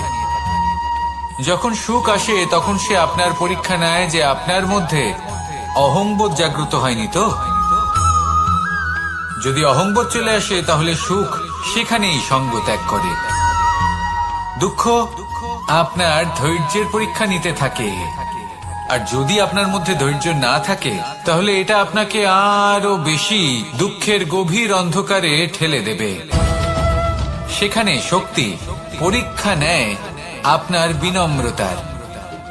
যদি আপনি বিনম্র না হন তাহলে হয় এই শক্তি আপনার সঙ্গ ত্যাগ করবে, নয় এই শক্তি বিনম্রতার অভাবে আপনার পতনের কারণ হতে পারে। এই সংসারে যে কোনো ব্যক্তি যিনি এই পরীক্ষায় উত্তীর্ণ হয়ে থাকেন এই জীবনে তিনি সাফল্য লাভ করেন। আসুন আমার সাথে ভালোবেসে বলুন, রাধা রাধা।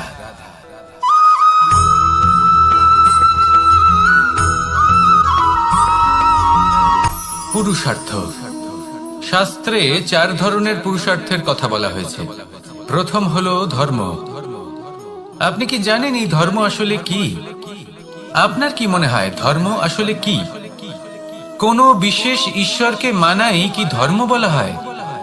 নাকি কোনো বিশেষ রীতি পালন করাই হলো ধর্ম? নাকি কোনো বিশেষ সাহিত্যকে সর্বশ্রেষ্ঠ মনে করাই হলো ধর্ম? না, ধর্ম হলো সেটা যাকে ধারণ করা যেতে পারে।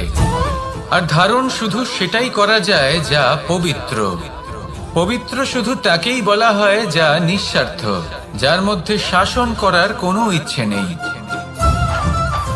যা সরলভাবেই প্রবাহমান, জল এবং বায়ুর মতো। যখন কোনো ব্যক্তি ধর্মকে ধারণ করেন এবং সেই ধর্ম সেই ব্যক্তিকে রক্ষা করে তখন তাকে ধর্ম বলা হয়। ধর্ম যা রক্ষা করে অহংকার থেকে, খারাপ চিন্তার হাত থেকে। সেই জন্য পুরুষার্থ গড়ে তোলার আগে, ধর্ম পালন করার আগে ধর্মের প্রকৃত অর্থ কি সেটা বুঝে নিন। এটা জেনে রাখুন যে সমস্ত ধর্মের আধার, সমস্ত ধর্মের ভিত শুধুমাত্র ভালোবাসা। আসুন আর এই ভালোবাসার সাথেই বলুন, রাধা রাধা।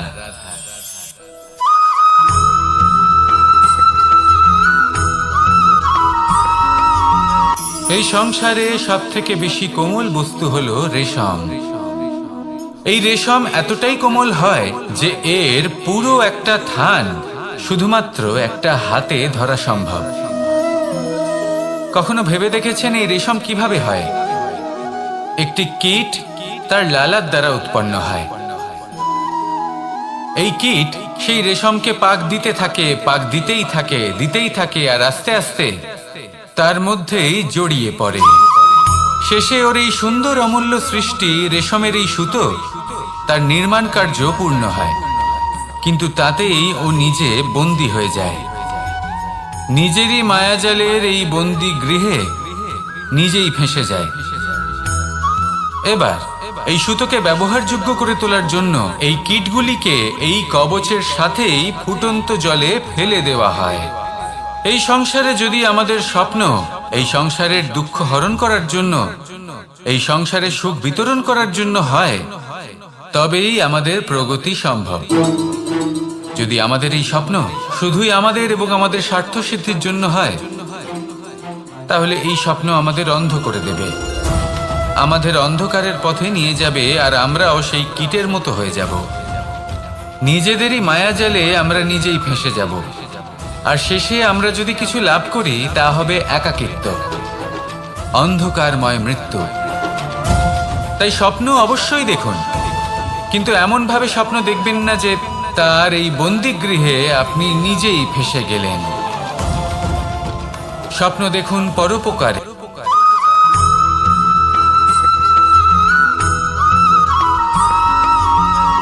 কেউ বলে জীবন খুব ক্ষণস্থায়ী, কেউ বলে জীবন হলো একটা সুন্দর স্বপ্নের মতো, আবার কেউ বলবে জীবন হলো এক কঠোর সত্য। কিন্তু জীবন আসলে কি? জীবন হলো আপনারই প্রতিবিম্ব, একটা দর্পণ। অর্থাৎ আপনি জীবনকে সেইভাবেই পাবেন যেরকম আপনি নিজেকে প্রতিপন্ন করবেন। যদি আপনি দর্পণের দিকে তাকিয়ে হাসেন, তাহলে আপনি সামনে হাসি মুখী দেখতে পাবেন। এবার যদি আপনি গম্ভীর হয়ে থাকেন, তাহলে আপনি একজন রুষ্ট ব্যক্তি দেখতে পাবেন। শেষে সবথেকে বেশি গুরুত্বপূর্ণ হলো আপনার চেষ্টা। আপনাকে সবসময় চেষ্টা করতে হবে যাতে আপনি নিজেকে প্রসন্ন এবং ইতিবাচক মনোভাবে রাখেন। এটা হলো আপনারই উত্তরদায়িত্ব, তাকে পালন করুন। এই মনকে প্রসন্ন রাখুন, এই সংসারকে সুন্দর বলে মনে হবে।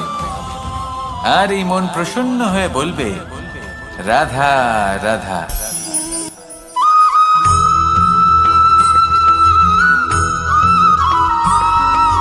জীবনে যখন কোনো ব্যক্তি নিজের লক্ষ্য প্রাপ্তির জন্য নিরন্তর পরিশ্রম করতে থাকেন, চেষ্টা করতে থাকেন, তখন তিনি কষ্ট অনুভব করেন। কখনো শারীরিক কষ্ট, কখনো মানসিক কষ্ট। এবার উনি এটা ভাবতে থাকেন যে আমি কি উচিত করছি নাকি অনুচিত করছি। কারণ অন্যদিকে এমন একজন ব্যক্তিও আছেন যিনি একদমই পরিশ্রম চেষ্টা করছেন না। তিনি মদিরা পান করেন, বিলাসিতায় জীবন কাটান, অলস প্রকৃতির হয়ে ওঠেন, নিদ্রাতে বিলীন হয়ে থাকেন আর ভাবেন যে তিনি সুখ লাভ করছেন। কিন্তু এরকম কেন হয়? কারণ যখন আমরা সৎ পথে থাকি, উচিত পথে চলি, লক্ষ্য প্রাপ্ত করার জন্য চেষ্টা করতে থাকি, তখন আমাদের ভেতরে থাকা নেতিবাচক শক্তি এবং পাপ এই দেহকে ত্যাগ করে দেয়। আর এই অনুভূতিটাই আমাদের দুঃখের অনুভূতি দেয়, কষ্ট দেয়। এবার সেখানে যদি আমরা কুপথে চলি, অনুচিত পথে চলতে থাকি, তাহলে আমাদের ভেতরে থাকা পুণ্য এবং ধনাত্মক শক্তি আমাদের দেহ ত্যাগ করে দেয়। আর এই অনুভূতির কারণেই আমরা সুখ অনুভব করি। কিন্তু কখনো ভাববেন যে এই সুখ বেশি সময় পর্যন্ত থাকে না। সেই জন্য সবসময় মনে রাখবেন, যদি আপনি জানেন যে এটাই আপনার লক্ষ্য, এটাই উচিত পথ, শুভ পথ, তাতে নিরন্তরভাবে এগিয়ে যেতে চেষ্টা করতে থাকুন। এই কষ্ট আপনাকে সুখের পরাকাষ্ঠায় কখন পৌঁছে দেবে তা আপনি জানতেই পারবেন না। আসুন আমার সাথে ভালোবেসে বলুন, রাধা রাধা।